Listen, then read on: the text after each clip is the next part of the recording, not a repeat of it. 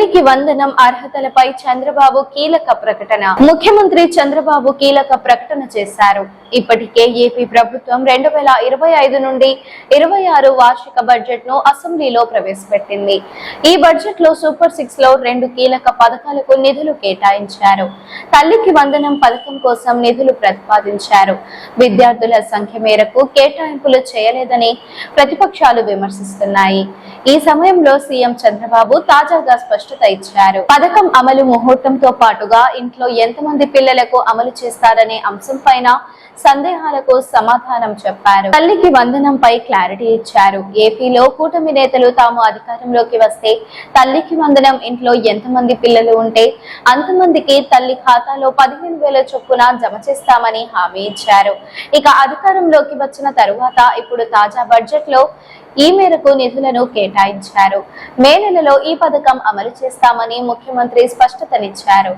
గంగాధర నెల్లూరులో పెన్షన్ల పంపిణీలో పాల్గొన్న చంద్రబాబు ఎంతమంది పిల్లలుంటే అంతమందికి తల్లికి వందనం కింద సాయం చేస్తామని మరోసారి స్పష్టం చేశారు. పిల్లల ఖర్చుల బాధలు తగ్గించే బాధ్యత తామే తీసుకుంటున్నామన్నారు. మే నెలలో తల్లికి వందనం ఇస్తామని ప్రకటించారు. రైతుల కోసం త్వరలోనే రైతులకు 20,000 రూపాయల ఆర్థిక సాయం చేస్తామన్నారు. మత్స్యకార కుటుంబాలకు 20,000 ఆర్థిక సాయం చేస్తామని తెలిపారు. ఆర్థిక సాయం చేసే వీలుంటేనే హామీ ఇస్తామని, లేకుంటే మాయమాటలు చెప్పనని తెలిపారు. ప్రతి ఏటా పెన్షన్ల కోసం 33,000 కోట్లు ఖర్చు చేస్తున్నట్లు తెలిపారు.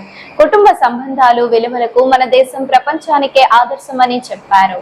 గత 5 ఏళ్ల పాటు రాష్ట్రాన్ని విధ్వంసం చేశారని మండిపడ్డారు. ప్రజలు అన్ని తెలుసుకుని కూటమి ప్రభుత్వాన్ని తీసుకువచ్చారని వ్యాఖ్యానించారు.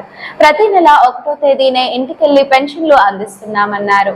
చెప్పిన ప్రతి హామీ నిలబెట్టుకునేందుకు నిత్యం కృషి చేస్తున్నామని వివరించారు. ప్రతి సేవ సెల్ ఫోన్ ద్వారా అందించేందుకు శ్రీకారం చుట్టామని తెలిపారు.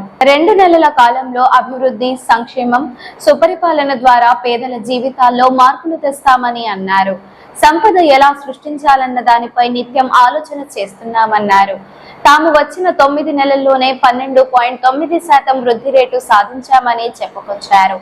కేంద్రంతో కలిసి చేసే పనులపై ప్రత్యేక దృష్టి పెట్టినట్లు తెలిపారు. మ్యాచింగ్ గ్రాంట్ ఇచ్చి పనులు త్వరగా పూర్తయ్యేలా కృషి చేస్తున్నామన్నారు. నాగరిక ప్రపంచంలో పారిశుద్ధ్యం చాలా అవసరమని, మరో 2 నెలల్లో రోడ్లపై గుంతలు పూడ్చటం పూర్తవుతుందని సీఎం తెలిపారు. ఈ వీడియో మీకు నచ్చినట్లయితే లైక్ చేయండి. మరికొన్ని లేటెస్ట్ అప్డేట్స్ కోసం వెంటనే మన ఛానల్ ను సబ్స్క్రైబ్ చేయండి. ఈ వీడియోపై మీ అభిప్రాయాన్ని కామెంట్ రూపంలో తెలియజేయండి.